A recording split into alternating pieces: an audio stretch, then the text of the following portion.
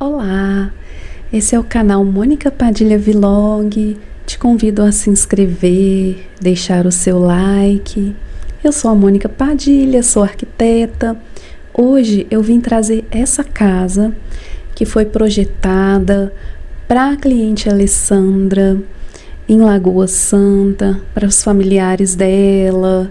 Então eu vou mostrar características da casa, do terreno, falar um pouco sobre o projeto de casas, que é uma das especialidades do meu escritório, né? Que chamava Padilha Arquitetura e Urbanismo. Atualmente o nome é Padilha Arquitetura e Interiores. Então eu vou mostrar sobre esse projeto que a gente costuma chamar de casa térrea. O que é um projeto que a gente chama de casa térrea? É um projeto que tem apenas um pavimento, apenas um andar. Aí nós damos esse nome de casa térrea. As vantagens da casa térrea são, igual nesse terreno que a gente trabalhou com uma tipologia plana. O terreno originariamente não é plano, mas a gente trabalhou com uma tipologia plana. Eu vou mostrar isso melhor para vocês. Então a casa não tem escadas, resumindo, não tem escadas. Então eu vou mostrar o anteprojeto, que foi o que a Alessandra contratou, tá? Vou abrir aqui a prancha do projeto, é a folha do projeto, né? A gente dá esse nome de prancha, é um nome técnico. Quando eu entrei na escola de arquitetura já chamavam assim, né? A gente chama faculdade de arquitetura de escola de arquitetura. E a engenharia também, normalmente a gente chama de escola de engenharia. Aí às vezes abrevia e fala EA, né? Então quando eu falo assim, quando eu entrei para a escola de arquitetura, é um nome técnico, tá? Então eu vou abrir uma prancha do projeto, do anteprojeto. Às vezes eu posso sem querer falar umas coisas meio técnicas aqui, mas anteprojeto é um primeiro projeto. E aí eu mostrando a prancha vocês vão entender melhor, tá? Estou mostrando aqui um pouquinho a minha tela para vocês. O número de versões do projeto, vocês terem uma noção, tá? Então vou abrir aqui a pasta, a última pasta, né? E a última versão do projeto que foi aprovada. Então isso é o que a gente chama de prancha do projeto, de folha do projeto. Esse formato, ele é um formato grande, a gente chama ele de A0. Quando você plotar e imprimir, tá? Na copiadora, quando você plota e abre, dá quase 1 metro de folha, assim. Quando eu fiz pós-graduação, eu fiz na escola de engenharia, na UFMG, e a graduação eu fiz na escola de arquitetura, na UFMG também.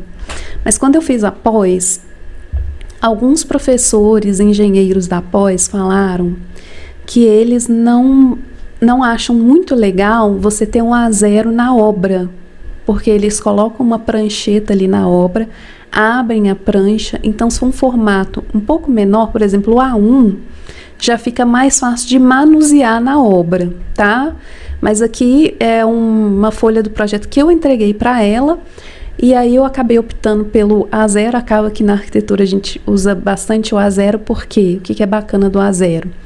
Ele cabe os desenhos na escala 1:50, né? Aqui no caso, alguns não cabem, tá, gente? Uma vez eu peguei o projeto de uma casa para regularizar e nem no A0 não coube para 1:50, de tão longo que era o terreno.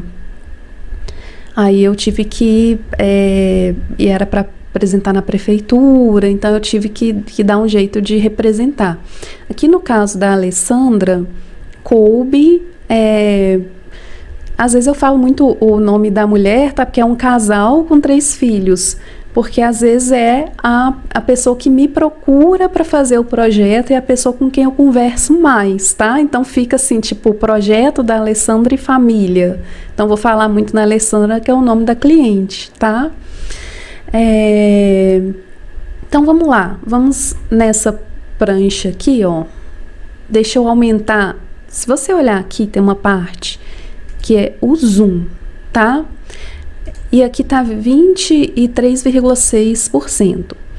Para você ver como que vai sair na plotagem, você vai colocar aqui, ó, 1:100, Tá vendo? Só que aí eu vou ter que ir mostrando por partes. Vou ter que ir mostrando por partes. Deixa eu diminuir aqui para vocês verem melhor, tá? Então vamos lá. Então aqui, ó, é o que a gente chama de planta baixa, escala 1 para 50, tem o eixo da rua. Esse aqui dela não era ainda para ela aprovar na prefeitura, mas ele tem toda a base para dar entrada na prefeitura, tá? Porque como que é o caso dela? Ela comprou um lote e o condomínio onde o lote dela vai estar situado, que é o condomínio Amadeus, lá em Lagoa Santa, ele ainda está sendo construído, ainda está sendo feito o arruamento, a definição dos lotes, tá? Então ela quis fazer o anteprojeto para ela saber o tamanho da casa, para ela já ir trabalhando com a ideia da casa, tá? Então eu fiz ele nos padrões de prefeitura, porque caso ela viesse a aprovar, ela já tinha uma base para dar entrada com um projeto legal. Então fiz ele dentro das normas, tá? Então aqui, ó, se a entrada da garagem tem 300 centímetros, que significa 3 metros, né? O rebaixo do passeio, ele segue, tá? Você tem também aqui uma entrada para pedestre, no caso 1,10 m, e temos aqui uma escada. Então ela achou que ficaria bacana ter essa escada, né, que tem um pequeno desnível aqui nessa parte da entrada. E a área permeável, né, nós colocamos aqui grama. Se fosse Belo Horizonte também teria que colocar arbustos, tá? Mas colocamos aqui uma parte com área permeável, que é uma porcentagem do terreno que a gente coloca, tá? E aqui colocamos na lateral 2 vagas. Aqui na planta vocês não estão vendo a cobertura, mas tem uma projeção dela, né? Aí ela gostaria que a sala de estar fosse pequena e integrasse com a sala de jantar. E gostaria que tivesse uma parede, assim, separando a sala de jantar da cozinha. Então, que tivesse um pouco de separação também. Ela não gostaria, a um primeiro momento, né, quando a gente fez esse projeto, que fosse tudo integrado. E aí a cozinha dela integrou com a lavanderia, tem uma despensa. E você tem uma porta de acesso, uma porta de correr, que integra a lavanderia com essa porção externa aqui. Porque algumas pessoas gostam de lava e seca, né? Outras não. Então, por exemplo, às vezes ela pode colocar um varal de chão aqui, colocar alguma roupa para secar aqui fora, né? Então eu gosto de ter essa integração da lavanderia com a área externa. E aqui tem uma despensa para ela, né? Então uma porta de correr com uma despensa, a despensa tem uma janela e então tem essa porta de correr aqui. Então a gente já tem aqui 2 acessos, ó, um pela sala, que é uma porta P2, deixa eu olhar aqui no nosso quadro de esquadrias, ó. Uma porta P2, ela é uma porta de 90, tá? Então a gente tem aqui uma porta pivotante P2, e essa P2 ela tá com 210, tá? Então é uma porta padrão 90 por 210 para acessar a sala de estar. E temos essa janela aqui J1, que ela tem 104 de largura, 240 de altura e 30 de peitoril, que é a distância embaixo da altura, entre a janela e o chão, né? Então tem 30 centímetros. E aqui já tem um primeiro quarto, tá? Já tem um primeiro quarto. E um banheiro social. Então esse banheiro social, ele dá um suporte para a sala de estar, ele dá um suporte para esses 2 quartos aqui, ó, porque depois do banheiro social, você já tem um outro quarto, né? Aqui na circulação nós trabalhamos com 1,14 m, tá? Então, temos um outro banheiro social aqui, temos 2, tá? 2 quartos, 2 banheiros social, e aqui já tem um terceiro quarto. Então, ela preferiu os 3 quartos, né? E aí, por fim, vem a suíte. Os quartos, eles estão com abertura de P1 e o banheiro também. P1 é a porta de 80 por 210.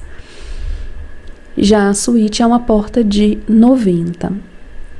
Antigamente, as pessoas trabalhavam no banheiro com a porta menor do que 80. Eu, particularmente, não gosto. Porque a porta de 80, ela é uma porta acessível. Quando eu falo de acessibilidade, eu não estou falando apenas de uma situação que a pessoa necessita utilizar uma cadeira de rodas para se locomover. Estou falando da seguinte situação que já aconteceu com cliente minha. Às vezes a pessoa machuca a perna, um exemplo, precisa de uma muleta. Então a porta, eu acredito, né, eu trabalho dessa forma, que inclusive no banheiro a porta deveria ter no mínimo 80. E o corredor, você pode ver que eu fiz com 1,14 m, eu faria até maior, tá? Provavelmente eu fiz com 1,14 m. E aqui temos a suíte com closet, o banheiro com a porta de correr do tipo P2, então ela também tem 90. Com banheira, o box separado da banheira, um closet, né? O closet ele tem a parede, porém ele tem uma abertura aqui, né? E aqui o espaço da suíte, tá? Então, por exemplo, o corredor, né? Ele ficou com 1,14 m. Eu coloco o mais amplo possível e o mais próximo possível de 1,20 m, né? Nunca menor do que 1,10 m, né? Assim, o maior possível, eu acredito que deve ser o corredor, né? Aqui a gente tem outras situações. Por exemplo, aqui do lado direito, nós temos a divisa com um lote. Então, eu marquei 1,50 m depois do muro.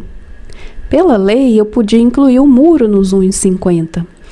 Mas o que acontece muito em obra? Muitas vezes, por exemplo, eu prefiro, se você contratar um projeto desse comigo, eu prefiro te indicar uma construtora para fazer a sua obra. Porque a construtora vai ter um engenheiro à frente, vai ter o mestre de obras, vai ter o pedreiro, vai ter toda uma equipe. E o engenheiro, ele vai saber ler esse projeto. E se ele tiver alguma dúvida nesse projeto, ele me chama na obra para tirar a dúvida, tá? Mas já aconteceu de um cliente, esse cliente, até quando eu conheci ele, ele já tinha começado a construir a casa. E ele tinha começado a construir a casa sem alvará, ele tinha contratado a planta com um arquiteto, que não foi comigo que ele contratou, foi com um arquiteto. Ele fez a planta, mas ele não tirou o alvará. Por lei, você precisa tirar, sabe? Se você não tira, você pode ser pego. E aí ele foi pego. E aí eu fui auxiliá-lo para ele tirar esse alvará. Tirei para ele esse alvará. Eu não tiro mais, né? Na minha equipe agora eu indico. Eu tenho uma arquiteta para quem eu indico e um engenheiro também, que meio que se especializaram nisso, né? Que fazem a etapa da aprovação. Eu me especializei em quê? Em projetos de casa, projetos de interiores. Então, eu me especializei nos projetos. E essa etapa de aprovação, eu preferi terceirizar, sabe? Então, eu tenho uma arquiteta, né, e um engenheiro que trabalham com essa parte, tá? Mas assim, resumindo a história, por que eu falei no cliente, falei na aprovação e falei nisso? Esse cliente, ele contratou a planta com o arquiteto, mas ele não contratou as idas desse arquiteto na obra. E contratou um pedreiro, que era um pedreiro muito bom, da confiança dele. Só que o pedreiro não era treinado para ler um projeto. Aí o que ele fez? Ele pegou essa divisa aqui, ó, e colocou menor do que 1,50. Então, o que eu prefiro? Eu prefiro ter uma folga, sabe? Eu prefiro ter uma folga. Eu podia incluir um muro aqui? Podia. Mas eu prefiro ter 1,50, tá? E já ao lado de cá eu tenho o espaço para vaga, o espaço para o pedestre aqui de 2,50. Eu queria ter um espaço amplo, tá? Porque com esse espaço amplo eu tenho a circulação de acessar a casa, a circulação de descer da vaga e entrar na casa, né? E aí a projeção da cobertura vem até aqui, ó, tá? Então, dando continuidade aqui, ó, já estamos na parte externa da casa. Nós temos aqui uma projeção de cobertura, então significa que há uma varanda, né? Aqui nós temos um lavabo, eu coloquei aqui uma paredinha para o lavabo não ficar muito de frente aqui para a mesa, uma mesa de jantar, podemos dizer assim, né?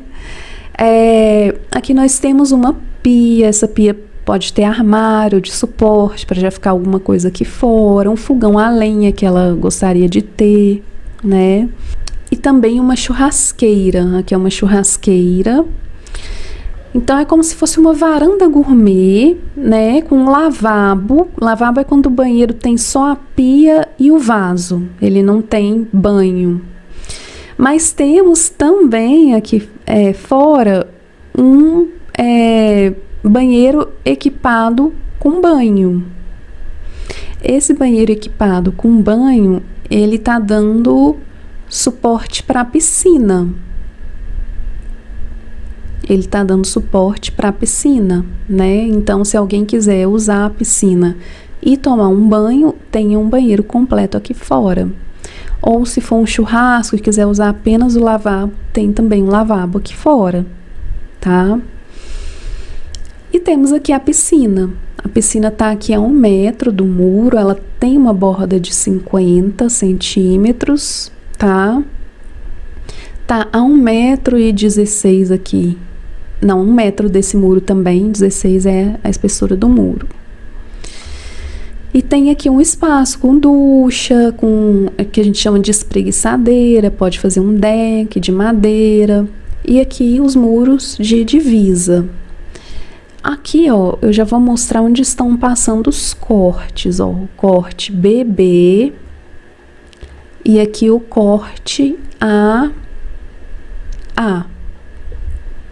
E vou chegar aqui para o lado, vou diminuir aqui um pouquinho o zoom, colocar 75, porque aí eu já consigo mostrar a planta de cobertura. A planta de cobertura tá numa escala de 1:50, né? É um telhado colonial. Esse trecho aqui tem uma água para cá, outra para lá e uma divisão aqui no meio.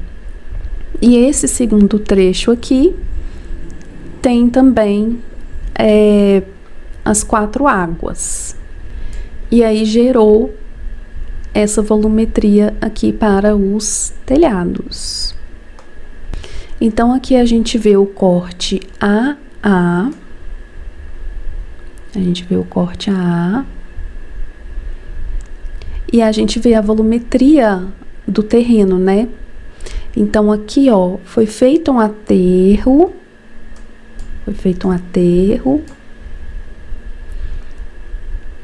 E aqui foi feito um pequeno corte para que a casa ficasse plana. Então houve aqui uma movimentação de terra. Para você cortar, aterrar, movimentar terra, pela legislação você precisa de alvará, de licença, tá? tem uma licença para movimentação de terra, para o descarte da terra, e tem também uma licença para arrimo, para muro de arrimo, estabilidade do muro, né, do terreno. Então, para você começar a fazer a obra e a movimentação de terra a terraplanagem, já requer, por lei, um alvará, uma licença da prefeitura. Então, é bom você já ter contratado o projeto, sim, tá? Já o corte bebê, você percebe o terreno passando aqui, ó. Ele tá clarinho, tá? Mas ele mais baixo aqui e sobe. Então, teve muita pouca movimentação de terra aqui no terreno. Um pequeno aterro aqui no lado esquerdo, tá?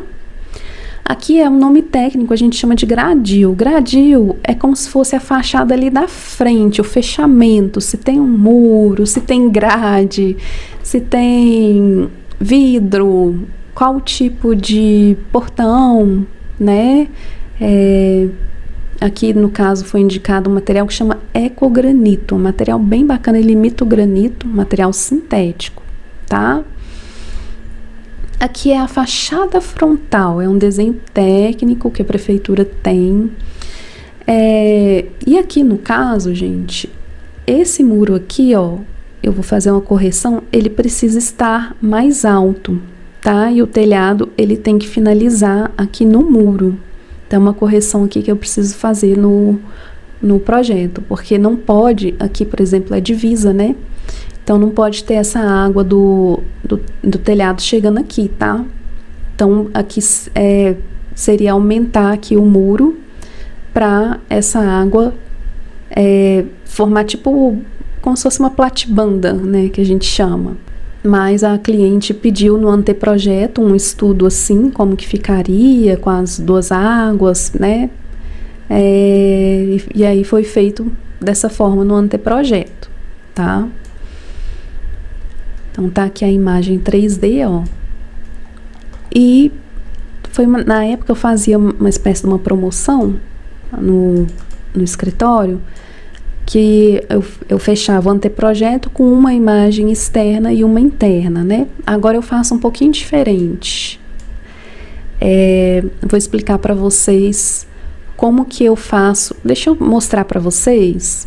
Eu vou mostrar para vocês as duas imagens do projeto. Então, essa daqui é a imagem externa, tá?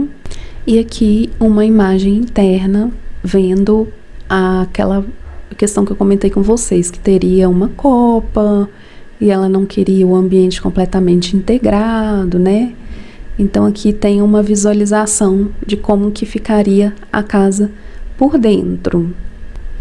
Então, assim, explicando para vocês por que hoje eu faço diferente, né? O que é bacana para mim, que sou arquiteta? O que é legal para mim, para minha carreira, para eu me sentir valorizada? Eu sei que, assim, a pessoa vai dar um passo de fazer uma casa e ela coloca tudo ali no papel, na planilha, né? O que vai ser bacana para ela. Mas o arquiteto, ele faz um projeto e esse projeto vai servir de base de tudo, para cálculo da quantidade de material, para qualidade do ambiente, né? Então, para eu me sentir completa e valorizada, seria a pessoa fechar comigo um anteprojeto e o interiores. Eu vou abrir uma proposta minha, como se a pessoa fosse contratar um projeto de uma casa, que tenha explicação para vocês entenderem melhor do que eu tô falando. Então, aqui é uma proposta, né? Um orçamento para a pessoa fazer uma casa. E aqui tem o passo a passo. Então, por exemplo, anteprojeto. O anteprojeto é a base, é esse que eu acabei de mostrar para vocês, tá? É um projeto que contém a planta baixa da casa, do espaço de lazer, 2 cortes, mostrando a inserção no terreno. planta de cobertura, fachada frontal, fechamento, como muro ou gradil, mostra caminhos de pedestres, veículos, contém uma imagem 3D externa. O que a gente precisa para começar? Topográfico, né? Ou fotos também. E aqui no caso desse cliente que estava lá na Europa, né? Eu coloquei para a gente estudar a possibilidade de combinar o pagamento do deslocamento para eu ir no lote. Caso ele quisesse que eu fosse no lote, conhecer o lote, que o ideal é a gente ir no lote antes de projetar. Então, a gente estudaria a possibilidade de eu ir lá, tá? Então, aqui, características do lote, lá seria projetar uma casa acessível, então tem um pouco a ver com essa casa térrea, né? Porque a casa toda acessível. Mudaria algumas coisas ali naquele projeto, tá? Por exemplo, o corredor, os banheiros, muita coisa seria diferente. Mas o tema da casa térrea ou uma casa com elevador, se fosse um sobrado, tá? Em torno de 180 metros quadrados construídos. Gente, esse prazo aqui varia, tá? Aqui no caso dele eu pedi 20 dias úteis, mas aí a gente acorda isso com o cliente. E o item 2, por que é bacana a pessoa fechar os dois? Então aqui é o item 2, projeto de interiores. O projeto de interiores, ele contém uma imagem 3D de todos os ambientes, vai detalhar bancadas, detalhamentos de marcenaria, vai ter uma planta com pontos hidráulicos e planta com pontos elétricos, vão ter plantas de forro, iluminação, né? E aqui também, só ressaltando, tá? Que eu pedi 23 dias úteis para a primeira entrega. Então, aqui nós temos uma imagem do projeto de interiores. O projeto de interiores, ele vai ter outras pranchas. Ele vai ter, por exemplo, uma prancha da luminotécnica, com a iluminação.